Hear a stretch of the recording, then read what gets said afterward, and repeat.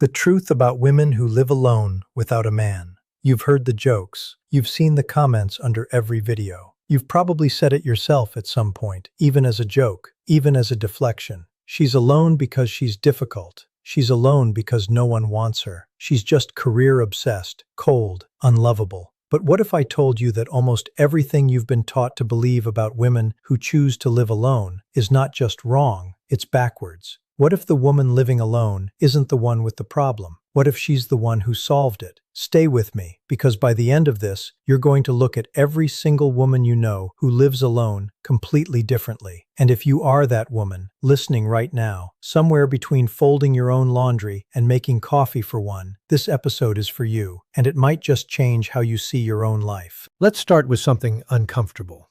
Studies in relationship psychology have repeatedly shown that single women, especially women who live alone by choice, report higher levels of life satisfaction than married women in unhappy or even moderately content marriages. Read that again. Not just happier than miserable wives, happier than averagely fine, normal, nothing wrong on paper wives. Why? Because cohabiting with the wrong person doesn't just fail to add to your life, it actively subtracts from it. It subtracts your time, your peace, your identity, sometimes your sanity. And women, more than men, statistically, are the ones who end up doing the emotional labor in relationships, managing moods, managing logistics, managing everyone else's needs before their own. So when a woman chooses to live alone, what she's often choosing isn't loneliness. She's choosing the absence of a very specific kind of exhaustion that nobody talks about until they felt it leave their body. Now here's where it gets psychologically interesting, and this is where I want you to really lean in. A huge number of women who end up living alone, especially women in their 30s, 40s, 50s, aren't single because they couldn't find someone. They're single because they did find someone, more than once, and that someone slowly chipped away at who they were. Maybe it wasn't violent. Maybe it wasn't even obviously cruel. Maybe it was just small. A comment here, a dismissal there, being made to feel like too much or not enough, depending on the day. This is the quiet signature of narcissistic and emotionally manipulative relationships. They don't always announce themselves with screaming and slammed doors. Sometimes they announce themselves in silence, in the slow erosion of your confidence, in you apologizing for things that were never your fault.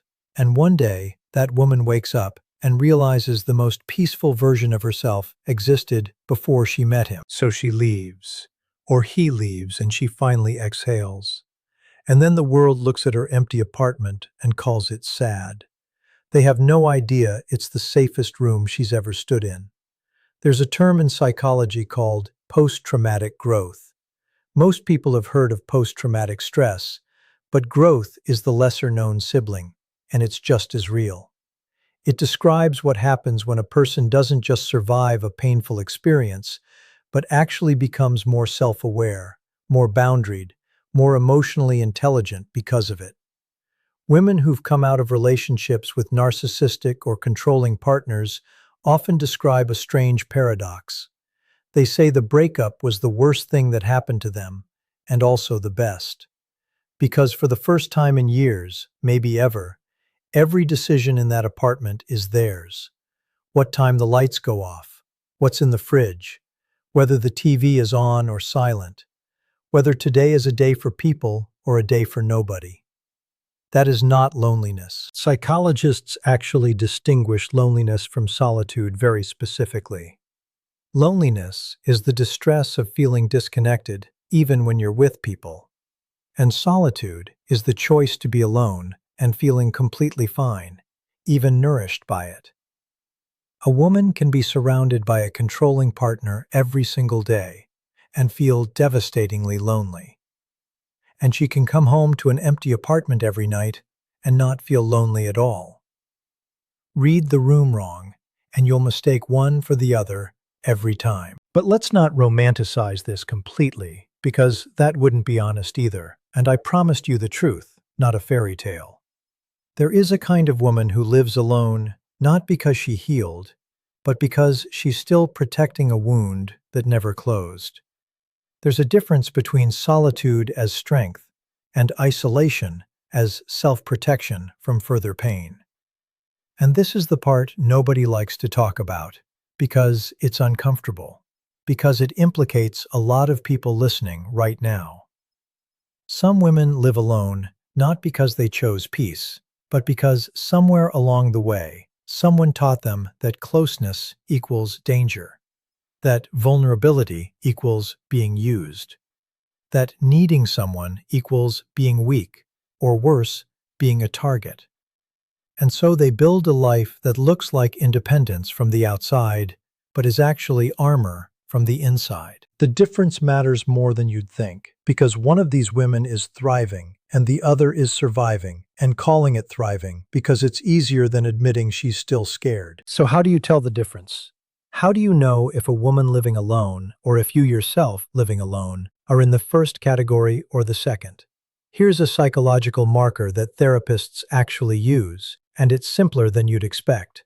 Ask yourself, if the right person walked into your life tomorrow, calm, secure, emotionally available, no games, no chaos, would you feel curious or would you feel panic? Women who've genuinely healed feel curiosity. They feel open, even if cautious. Women who are still in self-protection mode feel something closer to threat. Their nervous system, not their conscious mind, says no thank you before they've even processed who this person actually is. Because the body remembers what the mind has tried to bury. This is why so many women say they want love, genuinely believe they want love, and then sabotage it the moment it gets close. It's not because they're broken.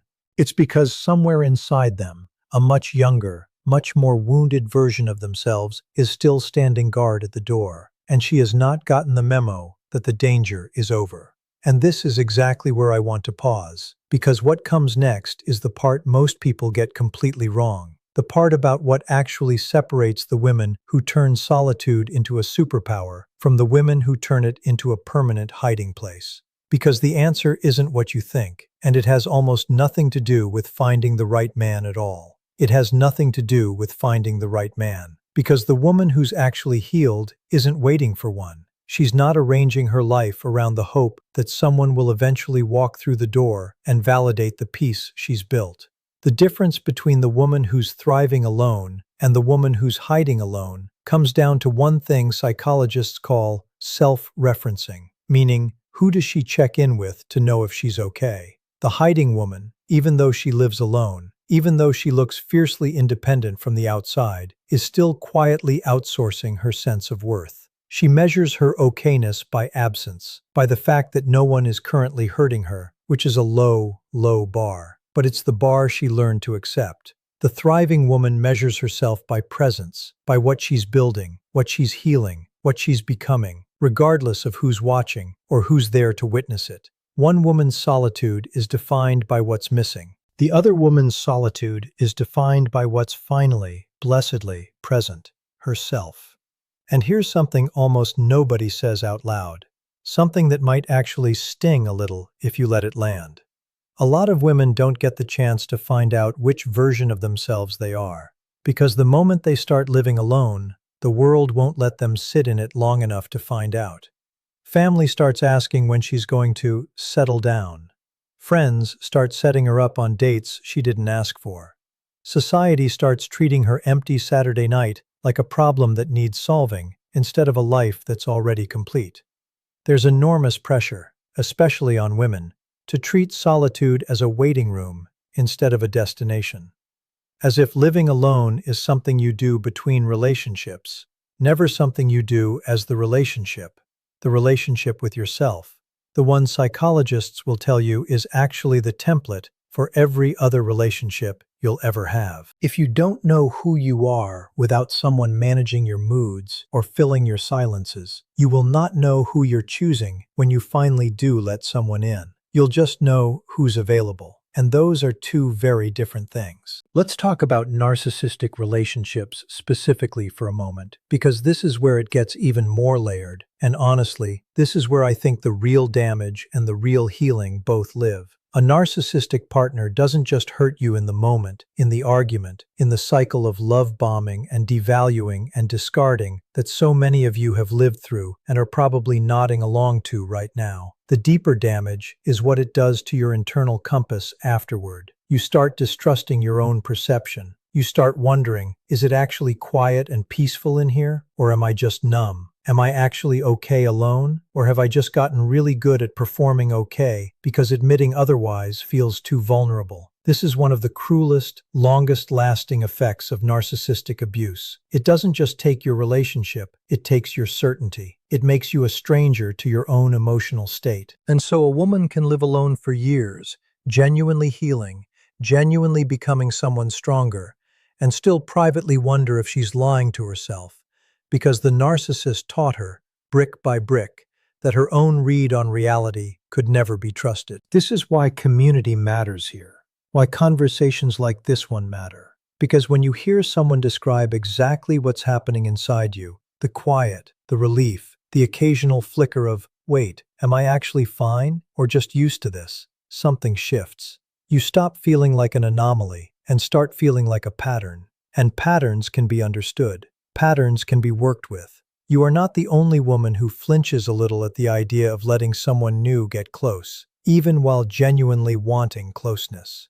You are not the only woman who has cried happy tears over an empty apartment on a Tuesday night for absolutely no reason except that it was quiet, and it was hers, and nobody was about to ruin it. That's not dysfunction.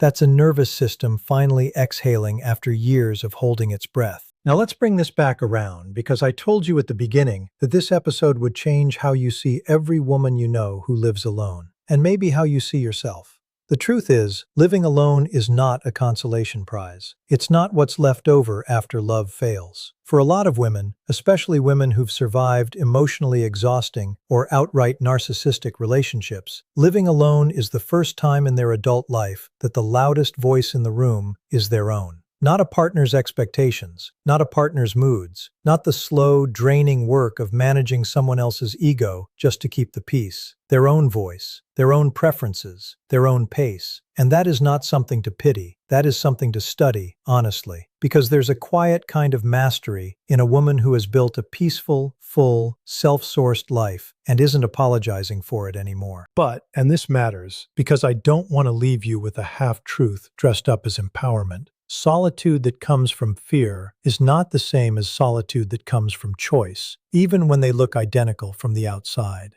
If you're listening to this and something in you went quiet, went defensive, went, okay, but what if I actually am scared? That's not a failure either. That's just honesty catching up with you. The goal was never to convince every woman that living alone is automatically healing. The goal is to help you ask the real question. Am I alone because I finally chose myself? Or am I alone because I'm still protecting myself from someone who already left? Both are valid starting points. Only one of them is the destination. So if you're a woman living alone right now, listening to this in your kitchen, in your car, in bed with the lights off, ask yourself honestly which version of that woman you are.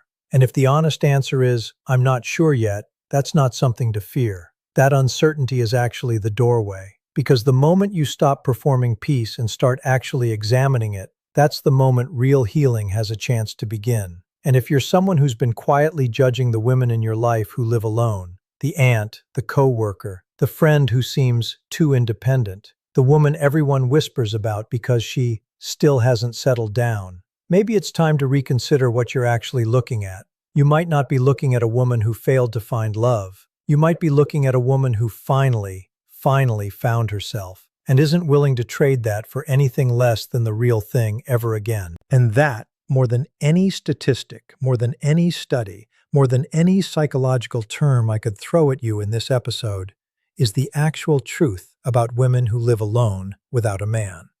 It was never about the absence of a man. It was always about the presence of herself. If this resonated with you, if some part of this hit a little too close to home, sit with that feeling instead of brushing past it.